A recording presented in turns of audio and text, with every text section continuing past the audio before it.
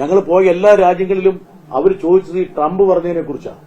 നിങ്ങൾ അപ്പം ട്രംപ് പറഞ്ഞത് ശരിയല്ല എന്ന് ഞങ്ങളുടെ ടീമിലുള്ള പല ആൾക്കാരും പറയാൻ ശ്രമിക്കുമ്പോൾ അങ്ങനെയാണ് നിങ്ങൾ എന്തുകൊണ്ട് ശക്തിയായി തള്ളിക്കളയുന്നില്ല? ബാക്കി എല്ലാ രാജ്യങ്ങളും ഈ ട്രംപ് അങ്ങനെ പറയുമ്പോൾ ശക്തിയായി തള്ളിക്കളയുന്നുണ്ടല്ലോ. നിങ്ങൾ ഒഴിഞ്ഞു മാറുകയല്ലേ ചെയ്യുന്നത്. അപ്പോൾ ഇങ്ങനെയുള്ള ഒരുപാട് സന്ദേഹങ്ങളുടെ പശ്ചാത്തലത്തിലാണ് അത്തരത്തിലുള്ള ഒരു ചോദ്യം സ്വാഭാവികമായിട്ട് ആ ലേഖനത്തിൽ ഉന്നയിച്ചത്. ഇതൊക്കെ സർക്കാർ അഡ്രസ് ചെയ്യേണ്ടതാണ്. ഇന്ത്യ എല്ലായിടത്തും സ്വീകാര്യത നേടിയെന്ന് നമ്മൾ പറയാൻ പോകുന്നത് നമ്മൾ ഗവൺമെന്റിനെ കബളിപ്പിക്കുന്നതാണ്. അപ്പോൾ ഞങ്ങൾക്കുണ്ടായിട്ടുള്ള സമ്മിശ്രമായിട്ടുള്ള അനുഭവങ്ങൾ ഞങ്ങൾ സംശീകരിച്ച് ഞങ്ങൾ സർക്കാരിന് കൈമാറിയിട്ടുണ്ട്.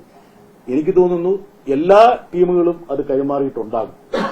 ഇപ്പൊ ഏറ്റവും പ്രധാനപ്പെട്ട ഞങ്ങൾ അഭിമുഖീകരിച്ചൊരു പ്രശ്നം എന്ന് വെച്ചാൽ പാകിസ്ഥാനും ഇന്ത്യയും കൂടി ഒരേപോലെ തുല്യ നിലയിൽ കാണുന്ന ഒരു സംഭവമാണ്.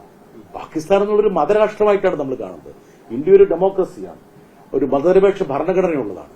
അപ്പോൾ പാകിസ്ഥാന്റെ അതേ തട്ടിൽ നമ്മൾ ഇന്ത്യയെ കാണുന്ന ഒരു സമീപനം എല്ലാ ടീമുകളും അഭിമുഖീകരിച്ചിരുന്നു. ഞാൻ മറ്റ് ഔട്ട്റീച്ച് സംഘങ്ങളുമായിട്ട് ഞാൻ ബന്ധപ്പെട്ടപ്പോൾ അവരൊക്കെ അഭിമുഖീകരിച്ചൊരു പ്രശ്നമാണ്. നിങ്ങൾ രണ്ടു കൂട്ടരും ഒരേപോലെയല്ലേ എന്നുള്ള രീതിയിലുള്ളത്. ഇപ്പൊ ജപ്പാനിലൊക്കെ ഉയർന്നിട്ടുള്ള ആശങ്കകൾ, അതായത് രണ്ട് ആണവ രാഷ്ട്രങ്ങൾ തമ്മിലടിക്കുമ്പോൾ ഈ മേഖലയിൽ ഉണ്ടാകാവുന്ന സുരക്ഷാ പ്രതിസന്ധിയെക്കുറിച്ച് അവർക്കെല്ലാം വലിയ ഉത്കണ്ഠയുണ്ട്. ജപ്പാനും കൊറിയയ്ക്കൊക്കെ അവരുടെയൊക്കെ വലിയ നിക്ഷേപം നമ്മുടെ രാജ്യത്തുണ്ട്.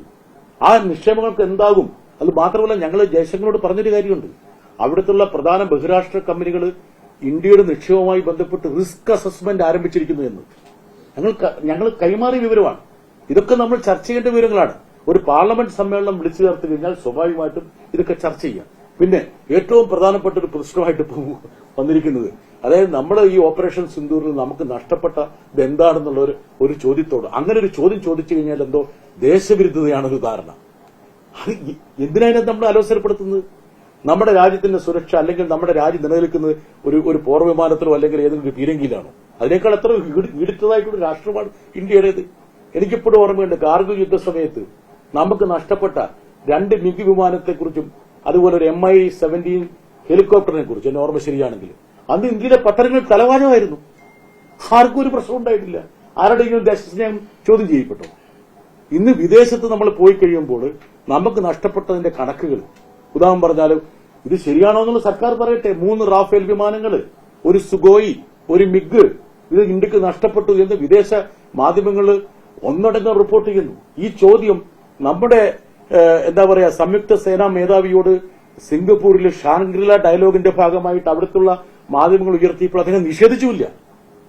അപ്പോൾ വിദേശത്ത് പോയിട്ട് നമ്മുടെ സംയുക്ത സേനാ മേധാവി പരോക്ഷമായിട്ട് നമുക്കുള്ള നഷ്ടത്തെക്കുറിച്ച് പറയുമ്പോൾ ഇന്ത്യയിലെ ജനങ്ങളോട് പറയണ്ടേ? നമ്മുടെ നികുതി പണമല്ലേ? ഒരു റാഫേൽ വിമാനത്തിന്റെ വില എത്രയാണ്? 2500 3000 കോടി രൂപയല്ലേ? ഇതൊക്കെ നമ്മൾ പറയണ്ടേ? ഇത് പണ്ട് പറഞ്ഞിരുന്നതല്ലേ? അതുകൊണ്ട് എന്തെങ്കിലും ഈ രാജ്യത്തിന് മോശം ഉണ്ടാവുമോ? ഒരു യുദ്ധത്തിൽ സ്വാഭാവികമായിട്ടും അങ്ങോട്ടും ഇങ്ങോട്ടും നഷ്ടം സംഭവിക്കും. ജനങ്ങളെ വിശ്വാസത്തിലെടുക്കും. 2008 മുംബൈയില് തീവ്രവാദ ആക്രമണം നടന്നപ്പോൾ ആരുടെയൊക്കെ തലയാ ഉരുണ്ടത്? അന്നത്തെ ആഭ്യന്തരമന്ത്രി ശിവരാജ് പാട്ടീൽ രാജിവെച്ചില്ലേ?